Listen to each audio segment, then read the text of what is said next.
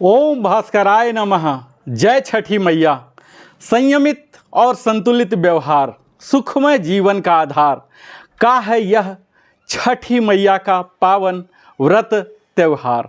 आप सभी सम्मानित दर्शक गण को सूर्योपासना व लोक आस्था का पावन छठ महापर्व पर प्रकृति से उन्नत अनंत ऊर्जा से प्रस्फुटित पावन प्रकाश आपके व्यक्तित्व एवं कृतित्व को आलोकित कर आपके आयु, आरोग्य, वैभव, संपदा, यश, कृति और गुणवत्ता में वृद्धि करे। यह एक ऐसी पूजा जिसमें कोई पंडित पुजारी नहीं होता, जिसमें देवता प्रत्यक्ष होते हैं, जिसमें डूबते सूर्य को भी पूजते हैं, जिसमें व्रती जाति समुदाय से परे हैं, जिसमें सिर्फ लोक गीत गाते हैं, जिसमें पकवान ठेकुआ घर में बनता है, जिसमें घाट पर कोई उच्च निम्न नहीं होता, जिसमें प्रसाद अमीर गरीब सब श्रद्धा से ग्रहण करते हैं। दुनिया कहती है जिसका उदय हुआ है उसका अस्त होना निश्चित है, लेकिन यह महापर्व यह सिखाता है जो डूबता है उसका उदय भी निश्चित है। ऐसे सामाजिक सौहार्द, सद्भाव, शांति, समृद्धि और सादगी से तिरोहित सूर्य देव की आस्था से महापर्व छठ पूजा की हार्दिक और अनंत शुभकामनाएं हमारे सभी लिविंग हैप्पीली के दर्शकों को। छठ महापर्व के इस मंगल अवसर पर आपके परिवार एवं आपकी सभी जायज मनोकामनाएं पूरी हो। आने वाला समय आपके लिए स्वास्थ्य तथा समृद्धि लाए। यह पर्व है जिसमें हम सब बड़ी खुशियों से मनाते हैं, जहाँ की मुख्यतः बिहार और उत्तर प्रदेश की यह शान मानी जाती है छठ पर्व। छठ पर्व का पर्व यह कार्तिक मास की शुक्ल पक्ष की षष्ठी तिथि को दीपावली के 6 दिन बाद मनाया जाता है।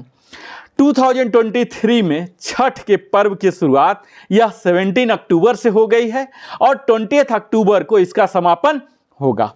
4 दिनों तक चलने वाला यह पर्व पहले दिन नहाय खाए, दूसरे दिन खरना और अन्य 2 दिनों में छठ पूजा की जाती है। नए चूल्हे पर प्रसाद बनाया जाता है। खरना के दिन महिलाएं जो व्रती होती हैं उपवास रखती हैं और शाम को मिट्टी के नए चूल्हे पर आम की लकड़ी द्वारा गुड़ की खीर बनाती हैं। इस प्रसाद को ग्रहण करने के बाद ही निर्जला व्रत की शुरुआत हो जाती है और जिसका पारण यानी कि व्रत खोलना दिन सूर्य होने के बाद ही किया जाता है, यानी कि चौथे दिन। छठ पूर्व के दिन सूर्य देव और षष्ठी मैया की पूजा की जाती है। साथ ही इस दिन शिव जी की भी पूजा की जाती है। इस त्यौहार को सबसे ज़्यादा बिहार, झारखंड, पूर्वी उत्तर प्रदेश और पश्चिम बंगाल, नेपाल, जहाँ कहीं भी विश्व में यहाँ के निवासी रह रहे हैं बड़ी ही धूमधाम से मनाते हैं।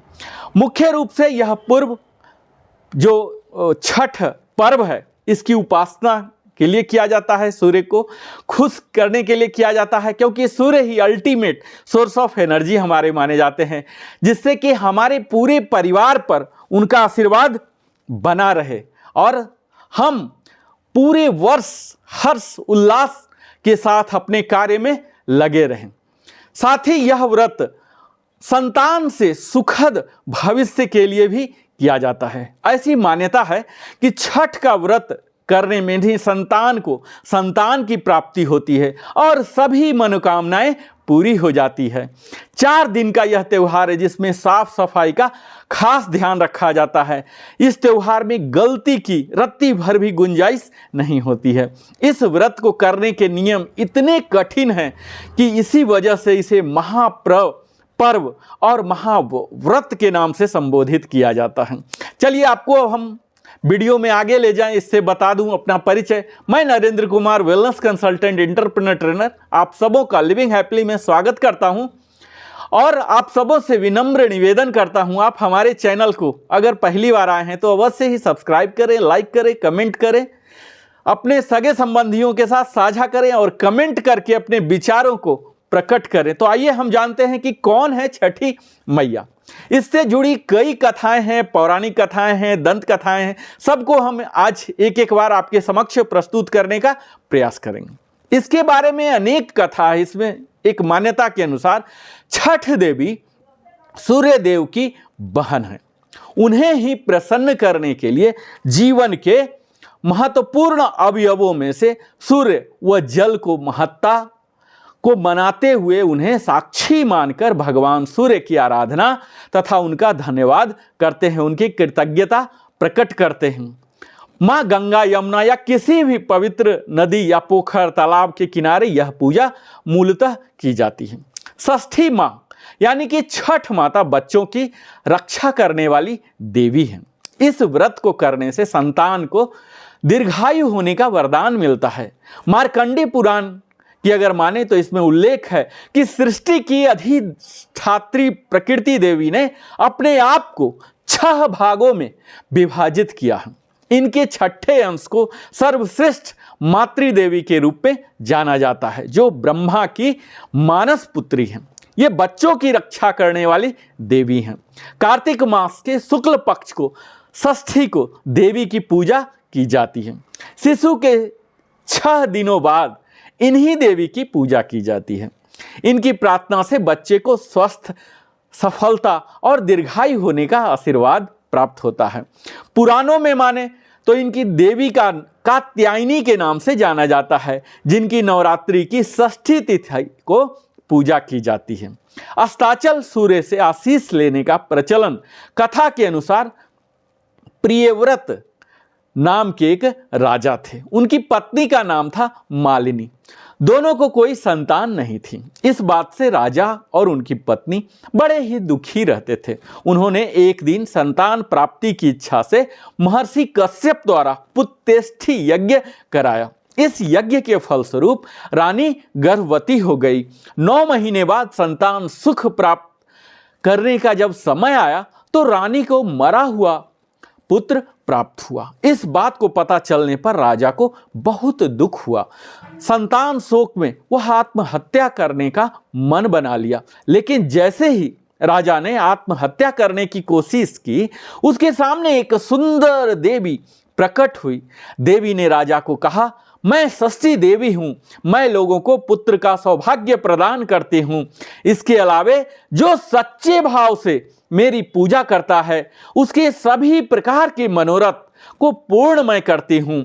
यदि तुम मेरी पूजा करोगे तो मैं तुम्हें पुत्र रत्न प्रदान करूंगी। देवी की बातों से प्रभावित होकर राजा ने उनकी आज्ञा का पालन किया। राजा और उनकी पत्नी ने कार्तिक शुक्ल की षष्ठी तिथि के दिन देवी षष्ठी की पूरे विधि विधान से पूजा की। इस पूजा के फलस्वरूप उन्हें एक सुंदर पुत्र की प्राप्ति हुई। तभी से छठ का पावन पर्व मनाया जाने लगा।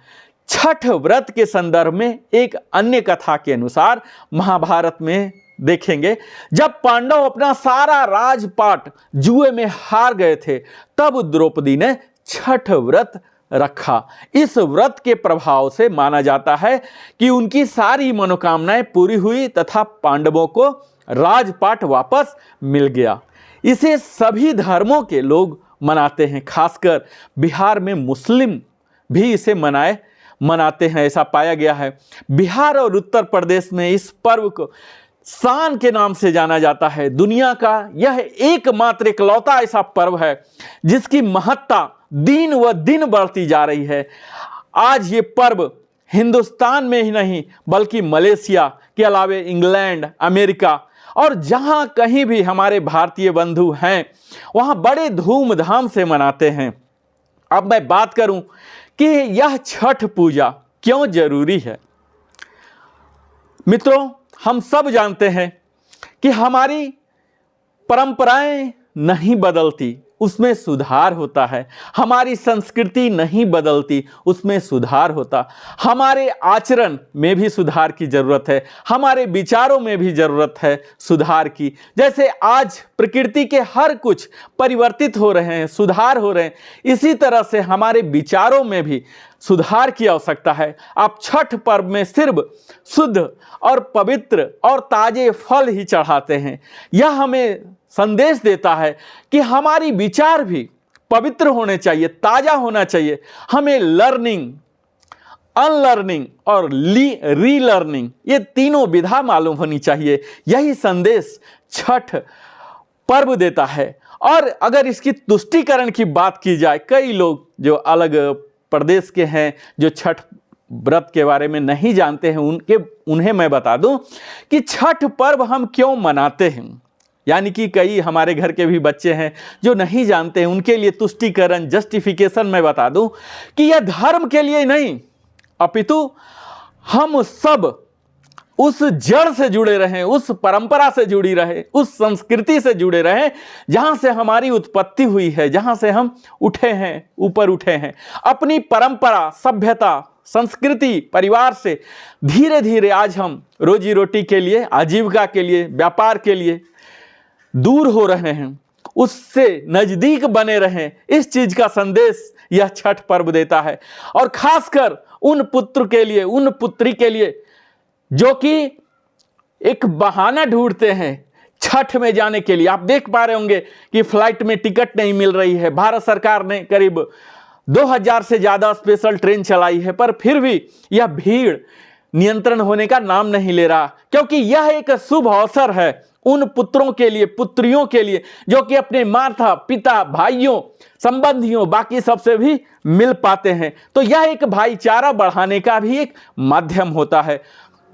उन माँ के लिए भी जिन्हें अपनी संतान को देखे महीने नहीं वर्ष भी हो जाते हैं, उस परिवार को जो टुकड़े में बटे हुए हैं, उन्हें भी एकजुटता का आज अवसर मिलता है यह छठ में। उस आजकल की नई बहू पुतों जिन्हें नहीं पता होता है कि एक बड़ा घर भी होता है, बड़ा आंगन होता है, बड़ा नदी होता है, वो सिर्फ 2 BHK, 3 BHK, 4 BHK में, और उसे ही पूरा संसार परिवार मानते हैं, उनके लिए भी, जिनके लिए भी नदी सिर्फ वो वीडियो में देखते हैं, किताबों में सुनते हैं, पढ़ते हैं, उनके लिए भी यह छठ व्रत जरूरी है। उस परंपरा को जीवित रखने के लिए जो हम सब में समानता, इक्वलिटी का राइट देता है, जो हमारी संविधान भी इसके पक्षधर है, वकालत करता है, इसी पक्ष को मजबूत करता है हमारा छठ पर्व, जो बताता है कि बिना पुरोहित ब्राह्मण की भी पूजा की जा सकती है, जो सिर्फ उगते सूरज को नहीं, डूबते सूरज को भी प्रणाम करना सिखाता है। कई नींबू, सुथनी, गाजर जो कि बड़े सस्ते माने जाते हैं, ऐसे फल को भी जिंदा रखने के लिए यह छठ पर्व अति आवश्यक है। सूप, दौरा जो कि लोग बनाते हैं, हैंडीक्राफ्ट, इन्हें बताने के लिए भी कि ये हमारे समाज के अभिन्न हिस्सा हैं, इनका भी हमारे समाज में महत्व है। और खासकर उन दंभी पुरुषों के लिए जो नारी को कमजोर समझते हैं, भारतीयों के योगदान और हिंदुओं के सम्मान के लिए यह छठ पर्व बड़े ही धूमधाम से मनाया जाता है। सांस्कृतिक विरासत और आस्था को बनाए रखने के लिए, परिवार और समाज में एकता, समरूपता, एक रूपता के लिए छठ पर्व हम मनाते हैं। और अंततः आपको बता दूं कि यह संयमित, संतुलित और व्यवहार पैदा करने के लिए छठ पर्व मनाया जाता है, ताकि हमारा जीवन सुखमय जीवन हो सके। और इसी आधार की स्थापना और निर्माण की जाती है। छठ पर्व मनाकर इसमें हम संकल्पित होते हैं। इस पर्व के दौरान महिलाएं साल भर में कम से कम एक दिन अपने खानदान के लिए गीतों के माध्यम से बेटी मांगती हैं, जो कि सचमुच एक यूनिक है। छठ पर्व के पावन अवसर पर गाए जाने वाले गीतों में से आप एक गीत गुनगुना के मैं सुनाऊंगा। रुनकी झुनकी बेटी मांगीला, पढ़ल पंडितवा दमाद, ये छठी मैया दर्शन दी ही न अपन।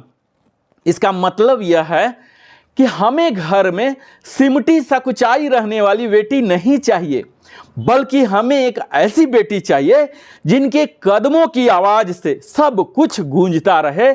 और इन बेटियों के लिए जो वर मिले, पैसे वाले हो या ना हो, पढ़ा लिखा जरूर हो, केवल प्रार्थना गीतों में ही नहीं, बल्कि छठ पर्व के दौरान कई मौके पर हमारे संस्कृति में महिलाओं के लिए सम्मान का एक प्रतीक के रूप में देखा जाता है। इसीलिए हमें महिलाओं का, लड़कियों का सम्मान करना चाहिए। और इस आस्था के महापर्व सूर्योपासना छठ व्रत के पावन अवसर पर आप सभी लिविंग हैप्पीली के दर्शकों को मैं अपने हृदय की गहराइयों से आपके सपरिवार को हार्दिक शुभकामनाएं देता हूं।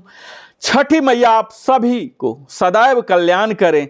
जय छठी मैया। और अगर अभी तक आपने सब्सक्राइब नहीं किया तो अवश्य ही सब्सक्राइब करें, लाइक करें, कमेंट करें। मैं फिर मिलता हूं इसी तरह की वीडियो से। जय छठी मैया। जय भास्कराय नमः।